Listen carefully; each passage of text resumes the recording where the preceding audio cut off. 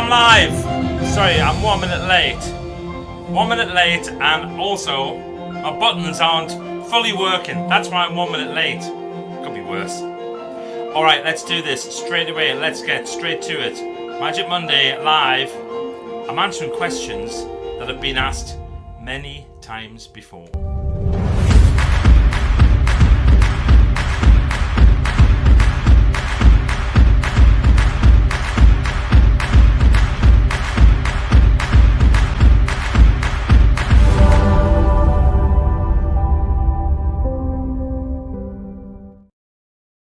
Are we ready to do this? Well, I am. Let's press this button here. It's the start of the week. Grab your coffee cups. It's Magic Monday Live. And for some strange reason, I'm getting a bit of an echo. And I don't know if you're hearing it, but it's been happening for the last 10 minutes when I was doing my setup. And it seems to be coming from, I don't know, somewhere. Echo, echo, echo. But I'm just going to crack on anyway and hope that it sounds okay for you. It should be all right. And people that are following on Instagram, fingers crossed you won't have any problems. It's straight into my phone. I think it's just the people who are on Facebook and LinkedIn. Right, let's get myself comfortable. Oh, I've got a whole bunch of things to go through today. Questions. And the reason I'm asking questions is I've written my newsletter for this week. I wrote it on the train on Friday, heading home from an event. And the reason I wrote it on the train on Friday, heading home from an event, was because, well, first of all, it was a great event. It was with a company called Arum Global, A-R-U-M. And I hosted the event. It was in a cinema in Nottingham, and it was a brilliant event. And afterwards, they had a fantastic social session. About 3 hours just chilling out and having beers and fizz and chatting, and a DJ who was playing vinyl, which was really cool. And several people came up and said, Michael, loved it today. Several people came up and said, I love today. Can I ask you a question? And whenever somebody says that, yeah, of course you can ask a question, anything you like. And the same questions do tend to come up again and again. So I did a little thing. I went through the questions that get asked on a regular basis, and I started to put those into a newsletter. And then I thought, oh, here's a little thing. I asked my AI to troll through our Hello account. That's hello@michaelheppel.com, where people tend to generally ask questions.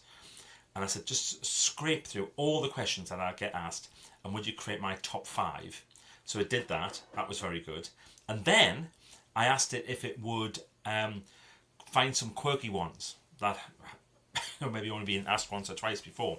So today I have got my top 5 questions, the questions I get asked most often live, and a quirky one which I absolutely loved. So should we get straight to it? And by the way, if you want to ask a question in the comments, then just go for it. Just ask a question, because I love just when people do them and throw them straight in, and I'm like, oh, there's the one that I haven't had a chance to think about. Gets this working a little bit better. So here's one that I have quite often. It said, Michael, when you're having one of those days when nothing seems to go right, what's the quickest way to get back into a positive frame? I get asked that a lot. And my answer is state changes.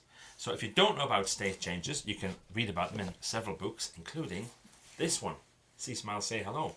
There's a whole thing in there. I don't call it state changes in the chapter. I call it no bad days. So what to do when you don't want to smile. And it's part of the smile section in this book. And it basically talks about how you can control how you feel at any particular time. So external things are happening. Your state changes. And then that's reflected with language, focus, and physiology. What I teach people how to do in the book, and when we do this at live events, is how to change the order and how to reprogram yourself so you never have a bad day. You might have a bad 10 minutes, you might have a bad 15 minutes, but you never need to have a bad day. Next question. You often talk about being brilliant. If somebody wants to be just 1% more brilliant this week, what's one small thing they could start doing today? I feel there's a bit of an Atomic Habits thing around this one as well. So I would say have a very clear intent about what you want to be brilliant at. We're too woolly with things. We want to be brilliant at this, brilliant at that, brilliant, or a bit better at this, oh that's alright, don't want to be crap at that, whatever it might be. Have real intention about the thing you want to be brilliant at. There's another question later on about being brilliant at stuff, and I'll probably link back to this. But clear intent first of all, and then just do 17 minutes each day. What I call a 17-minute sprint. 17 minutes towards it. And if you do 17 minutes towards something every day, you don't even have to do the whole week. Just beat the week. 4 days out of 7, you beat the week. That's it. That's what you got to do. Beat the week. And I promise you, you will get more than 1% better at it. And it compounds. That's the brilliant thing. It's not 1% this week and then 2% another 1% would be 2%. It's the 1% keeps going, keeps getting better. Then the other 1% adds to that, and then so on and so on. So you get compound. Here's one that came in, and I'm surprised. I did respond to the person, but I thought I'm surprised I didn't respond in a live because it's a great question. And it was from Aisha in Birmingham, who says, "How do you decide which opportunities to say yes to and which ones to turn down, especially when lots of them sound exciting?" Well, that is a cracker, isn't it? I get opportunities every single day to do stuff, to be involved with things, to be part of something. I get loads of people who, Michael, can I just pick your brain? Can I have half an hour? Can I just pick your brain? Lots of opportunities like that. And what I do is, first of all, I look at it and I say, does this really excite me? Does it really make me think, yes, I absolutely love the idea of this? Then I do a bit of a sense check. How much time might it take up? How much resource is it going to take up? What would Christine think? And my wife? I have to ask all those questions. And then sometimes I might just sit on it for 24 hours and see how I feel. Often if it's one of those things that people have sent via an email, I might send an email back and say, please tell me a little bit more. Around about 80% of people never reply. That certainly filters a lot out. LinkedIn's another classic one. With those, I just tend to send something back and just say, tell me a bit more in a week or so. Most of those people never come back either. So yeah, so it's quite interesting how often people don't bother to reply. And then, if after doing all of that, and it still looks absolutely brilliant, I want to get face-to-face. So either on a Zoom or a Teams often these days, or if I can get face-to-face, great. And I'm going to really follow my intuition. That's a great question, Aisha. Thank you very much. Okay, let's have a look at this one. Oh, God, this is another one. This is the quirky. I'm going to do the quirky. I was going to do it at the end. But this is the quirky one. And I think this is absolutely brilliant. If you had to give up either books, music, or travel for the next 5 years, which would you keep and why? I'd have to give up. I mean, it's such a dreadful question, isn't it? 3 of the most important things in my life. So I'm going to have to give up music. Oh, dear me. Because books and travel, I mean, that would be horrendous, wouldn't it? Books and travel. And those two go hand in hand. So yeah, I'm going to have to give up music for 5 years and learn to live with a bit of silence. And maybe just remember tunes. Last night, Christy and I went to see Lily Allen live at the Newcastle City Hall performing West End Girl. It's a better job was West End Girl. And I've got to say, it was absolutely sensational. It was one of those events where, and it was an event, it was a proper theatrical experience. It was incredible. If you get a chance to go. If you can go to one of the smaller theatres, brilliant. I know she's doing arenas as well. I'm not sure how good it's going to be in an arena, but the smaller events, the venues, absolutely incredible. Blew my mind. It was superb. Yeah, so I'm giving up music. I can't give up travel. Definitely don't want to give up books. Yeah. Okay. Here's the most common question that I get asked after I've done a keynote. So sometimes you do a keynote and the organisers say, Michael, will you do some Q&A? Of course I will, definitely. Are you always this positive? Or do you wake up having grumpy days like the rest of us? So obviously I wake up having grumpy days. Obviously I have awful moments. I have low moments. Of course I do. The only decision that I make is how long do I want to stay there. That's it. And sometimes it's okay to be there for a half a day. If it's something really bad, you can give yourself a day. But then I ask my question, how long do I want to stay like this? And then going back to the thing I talked about earlier, I can change my state and I can choose to think about it in a different way. But I'm never going to completely deny things. So I'm never going to be that person who will go, oh no, everything's wonderful, everything's amazing, oh, everything's fantastic, because it's not. There is a lot of SH1T going on, particularly at the moment, and I'm never going to deny that. I'm not going to be a denier. I'm going to be a person who embraces the world as it is, but I'm going to focus on what I can do about it. Oh, I've got a couple more. By the way, if you want to add a question, now's your chance to do it, because I will be wrapping this up in about 5 minutes. Okay, here's another quirky one, which is great. When I started to read this, I was straight into it, and then I read the last 2 words, and it was like, ah! What's the best piece of advice you've ignored? Isn't that brilliant? What's the best piece of advice you've ignored?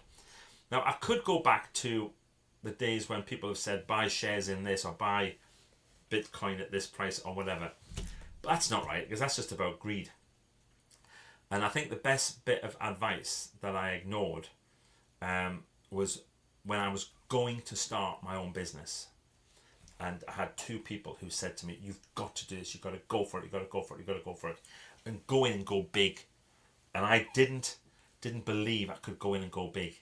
And I played things down for the first few years. And one of the 2 people kept saying to me all the time, Michael, why are you playing so small? Why are you shuffling around on the floor looking for pennies? Was what he said. Lions don't hunt for mice. He had loads of sayings like that about what I should be doing and why I should be really stepping things up. So probably that. God, there'll be millions of them. That's a really good question, isn't it? I might write a whole newsletter about that. What's the best piece of advice that you've ever ignored? Okay. What's the one? This is Louise from Manchester. What's the one thing people do every day that stops them from being brilliant without even realizing it? That's another great question, isn't it? I think it's self-talk, or listening to that little thing on your shoulder. Oh, you can't do this. The little wedge of doubt. I think listening to that on a consistent basis. People believe they can't do things. Oh, I can't do that. I couldn't ever do this. I couldn't ever do that. When the reality is that if we replace that self-talk with something else, it will help. Now, it's not going to change everything. You don't just start chanting and your life changes. You don't just start having positive self-talk and then manifestly things start to arrive. It doesn't work like that. As you probably heard, maybe in the past, I am not a fan of manifesting. Right? I am a fan of taking action in the right way and being more aware of what's going on. If that's manifesting, great. But if it's just, come on, universe, the universe is going to provide as long as I just hope for it. That really doesn't happen that often. So yeah, I would say that the one thing that stops people from being brilliant is they listen to that inner voice, they listen to the negative inner voice, where maybe you could be giving yourself some different programming, some different mental nourishment, perhaps. Right, have I done them all? Yes, I think that's it. Now, let's have a little look. I think there might be some questions coming in from other people, which is always an absolute joy. Nothing on Instagram. Come on, Instagram people. We'll see who else is here first of all. So Karen is here. Hello from Foggy BBC. Devon would be interested to know how you are finding Substack. Yeah, it's interesting, Substack. I think I need to work at it harder. It's that things that which social media platforms do you go for? I like the idea and have a longer form content, but what I'm learning is that I should be using it like I used to use Twitter, posting little things every day, and I should be getting more involved with conversations like they tell you to do with LinkedIn. Here's Ruth Adams. Hi Michael, it's been a brilliant meetup of the Write That Book gang in Alnwick this weekend. What a special group you created, thank you. Ruth, I tell you what, I so wish I could have been there. That was one of those decisions about whether you say yes to something. And I could have sacrificed some other things. but I wasn't. I was unable to. And one of the things was it's because this weekend it was. Well, today actually. Today is Ella's birthday. She's 6. That's my granddaughter. My first grandchild is 6 today.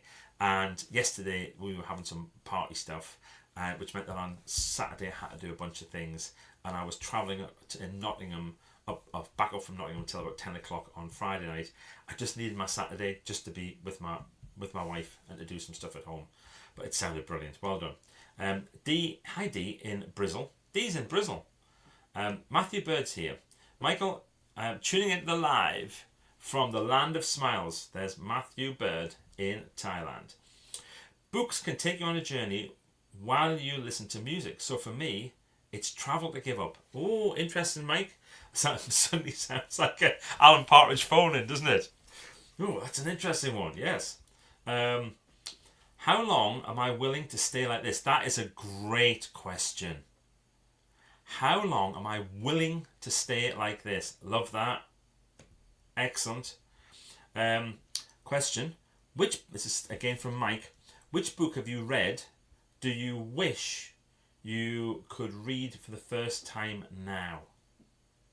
That's a great question. Probably Think and Grow Rich. It was the first personal development book that I read, and I remember reading that book and it was transformative. But I think if I read it again now for the first time, it would be... But my life is so much because of that book where it is now. So I don't know. Oh, that's a good one. Right, Mike's flying in with the questions here now. Where else? Oh no, it was the same question. There we are, got it. Justin Devon, autocorrect put the BBC in. That's interesting. Why would it do that, Karen? I don't know. I often miss actual live, so I'm happy that I caught you. I'm happy that you're here, Dee. That's wonderful. And Anne's here in Doncaster. Right, okay.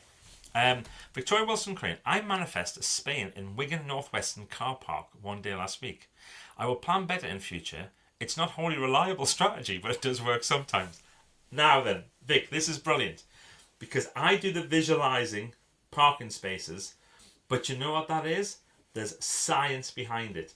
When you are looking for a parking space, your vision becomes focused on spaces. When you think you're not going to get parked, your vision focuses on cars. And it's almost like an optical illusion. And different parts of the brain look at cars to spaces. I just discovered, I'm going to get the actual piece of research on this, and I might do another newsletter on that because it's brilliant. And it's about why this happens. Why? So you're not manifesting a parking space. What you're doing is you're programming up here to be able to find spaces.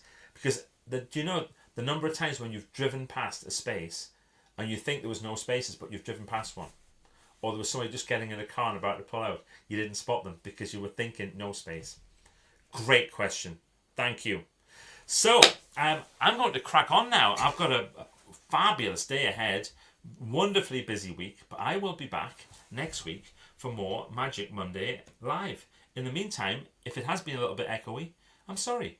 But hopefully it will have sounded peachy. Bye. Oh, there we are. That's the button.